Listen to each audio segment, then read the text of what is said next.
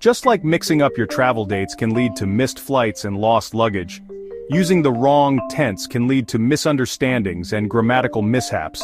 It's like arriving at the airport with a ticket for tomorrow's flight. Sure, you'll get there eventually, but not without some confusion and frustration. Incorrect tenses can make your sentences unclear, confusing your listener and making it difficult to follow your story. Think of tenses as the traffic signals of grammar. They guide the reader through your sentences, ensuring a smooth and logical flow of information. Fear not, fellow time traveler. Mastering tenses is easier than piloting a spaceship through a black hole.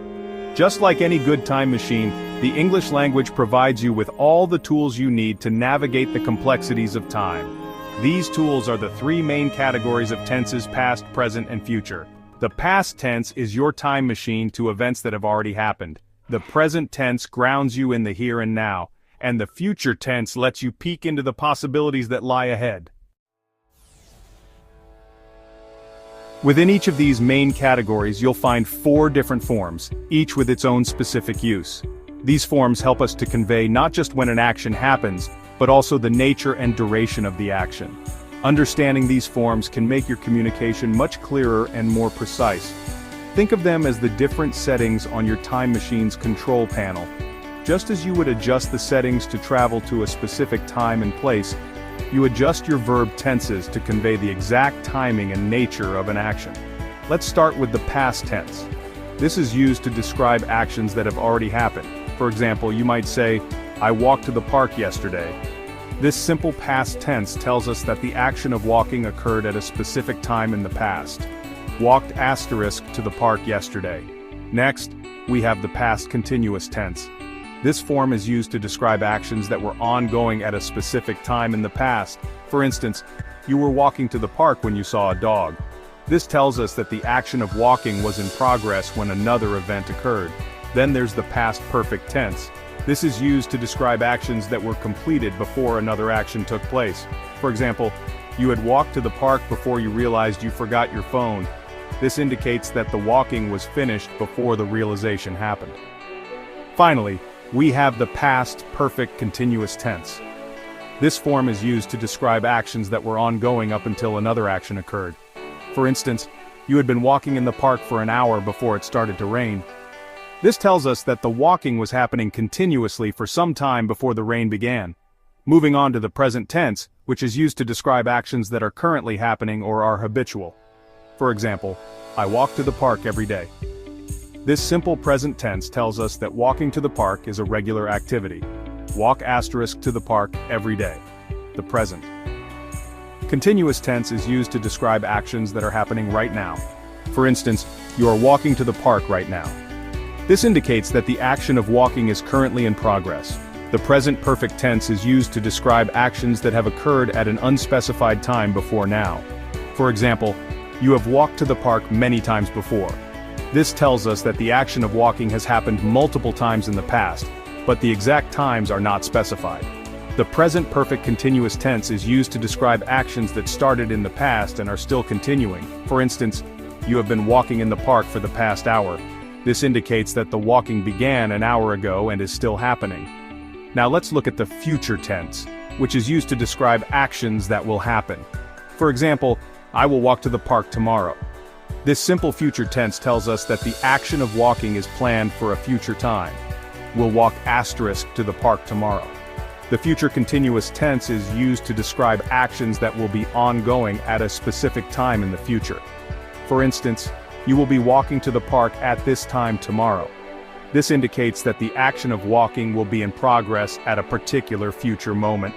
The future perfect tense is used to describe actions that will be completed before a specific future time. For example, you will have walked to the park by lunchtime. This tells us that the walking will be finished by the time lunch arrives. Finally, the future perfect continuous tense is used to describe actions that will be ongoing up until a specific future time. For instance, you will have been walking in the park for an hour by the time your friend arrives. This indicates that the walking will have been happening continuously for an hour before the friend arrives. As you can see, each tense has its own unique way of expressing the relationship between actions and time. By mastering these tenses, you can make your communication more effective and nuanced, allowing you to convey exactly what you mean with precision and clarity.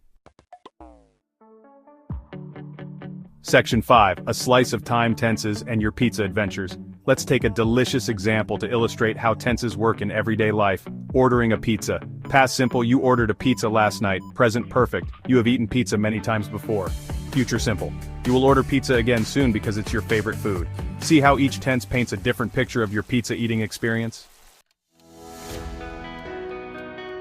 Section 6. Time Travelers Training. Test your temporal skills. Ready to put your time traveling skills to the test? Let's see how well you understand the nuances of each tense. Quick quiz. 1. Fill in the blank with the correct tense. Yesterday, I went to the movies. 2. What tense is used in this sentence? I have been studying English for 3 years. 3. Write a sentence in the future perfect continuous tense.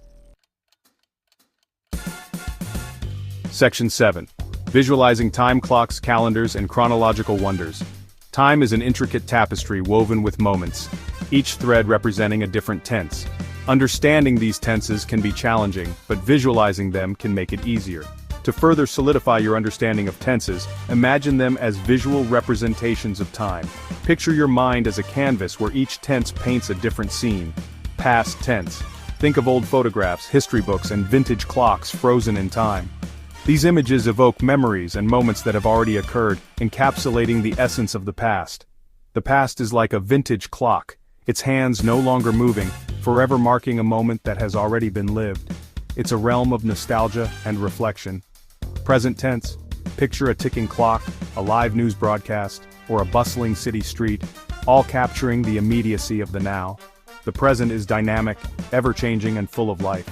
The present is like a busy city street, filled with people moving in different directions, each moment fleeting and yet so vivid. It's the heartbeat of time, constantly in motion. Future tense. Envision futuristic calendars, to-do lists, and imaginative scenes of what's to come.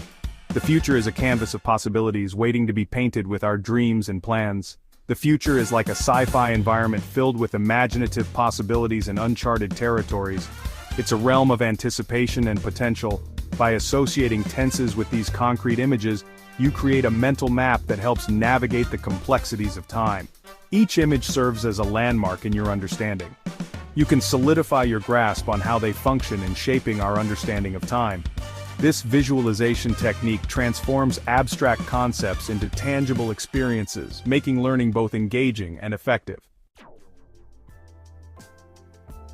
Section 8. The Ultimate Time Travel Challenge. Your last meal through time. Congratulations, time traveler, you've journeyed through the ins and outs of tenses, and now you're ready for the ultimate challenge. In the comments below, describe your last meal using all 12 tenses. Be as descriptive as possible, and don't be afraid to get creative. Remember, mastering tenses is an ongoing journey, so keep practicing, keep exploring, and never stop bending time with your words.